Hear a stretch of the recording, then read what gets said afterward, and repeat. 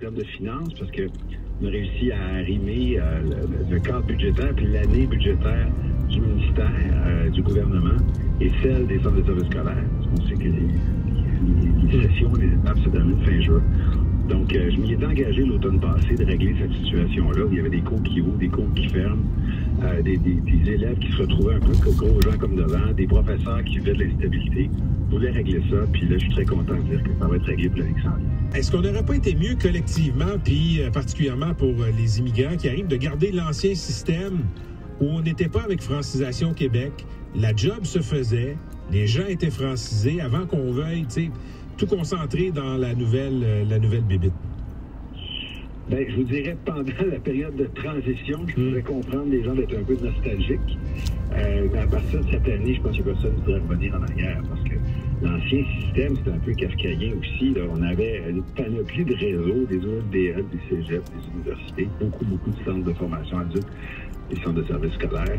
Il y avait de la francisation aussi au ministère de l'immigration.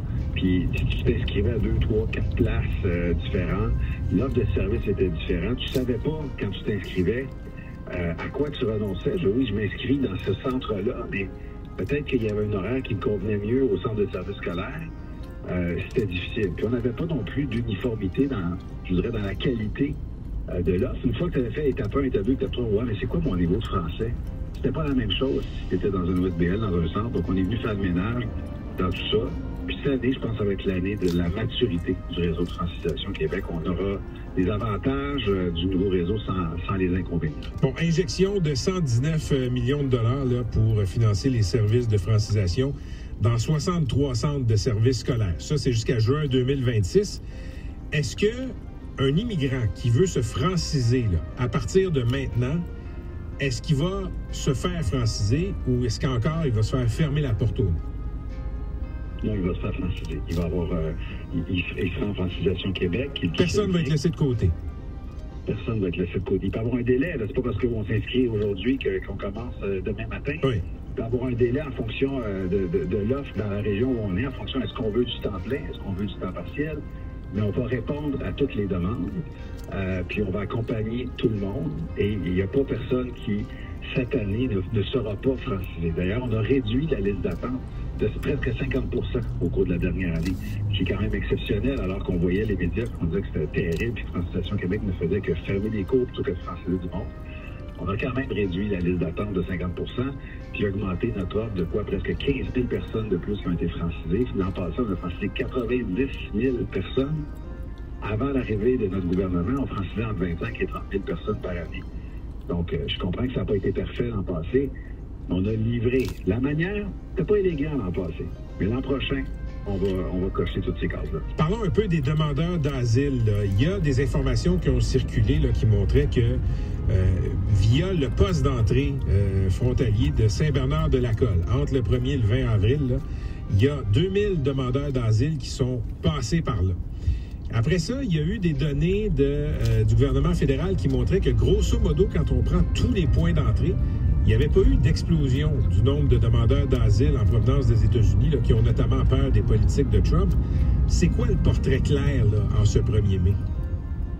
Non, il y a vraiment une augmentation. Je vous dirais, depuis le dernier mois, depuis le 1er avril, à Saint-Bernard-de-la-Colle, il y a à peu près 100 demandeurs d'asile par jour. Pour un mois, c'est à peu près 3000 demandeurs d'asile. Mais ça n'a pas arrêté, les arrivées n'ont pas arrêté non plus dans les bureaux intérieurs puis dans les aéroports. Ce qui fait que le dernier mois, c'est vraiment un mois de hausse assez importante. Et on ne peut pas tenir ça pendant un an, là, M. Agassi. Là. Ça voudrait dire qu'on va se ramasser à quoi? 40 000, 50 000 demandeurs d'asile de plus cette année? Soyons précis, si vous permettez, M. Roberge. Là, je comprends là, que ça peut être spectaculaire, préoccupant, des entrées à 1 point, comme Saint-Bernard-de-la-Colle. Mais si on prend avril 2025 et qu'on compare à avril 2024, pré-Trump, est-ce qu'on a plus de demandeurs d'asile? Et si oui, dans quelle proportion? On en a eu un peu moins si on prend avril pour avril. Donc, il y en avait plus en 24.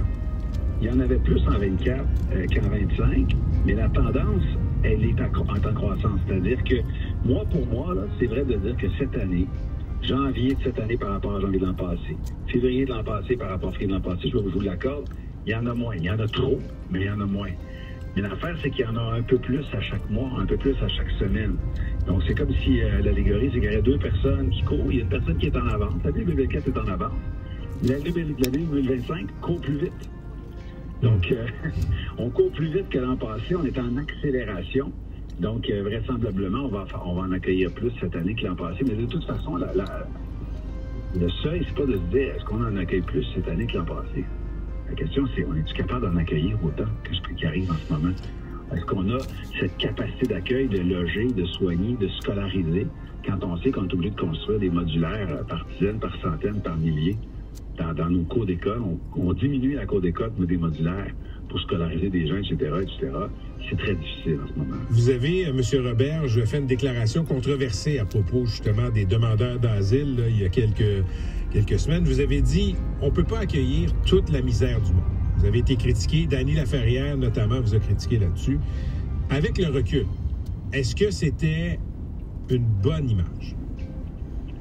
J'ai pas de regret d'avoir pris cette déclaration-là. Je trouve ça malheureux. Les gens ont pensé que je qualifiais des gens de misère. Vous êtes de la misère. Mais non, les gens, c'est des personnes qui veulent améliorer leur sort. C'est des gens qui vivent des fois dans des conditions très difficiles ou qui vivent l'angoisse parce qu'ils sont aux États-Unis. Mais des gens en détresse, il y en a des millions sur la planète et on ne peut pas tous les accueillir au Québec. C'est l'essence de ce que je voulais dire. Surtout pas blesser des gens, mais reste que notre capacité d'accueil ne demande pas. Si une guerre se déclenche demain matin quelque part dans un pays d'Asie ou d'Afrique, il y a 15 millions de personnes qui doivent fuir, ben, on va faire notre part au Québec. On va rester ouvert, on va accueillir de ce territoire-là qui serait tout à coup en détresse. On ne peut pas accueillir tout le monde. Là. Le Québec va faire sa part, mais ne peut pas faire plus que sa part. C'est ça le problème. Depuis 3, 4, 5 ans, on fait beaucoup plus que notre part. C'est ça le message. On est 22 % de la population canadienne, on soit 40 % des demandeurs d'asile, ça suffit. Audio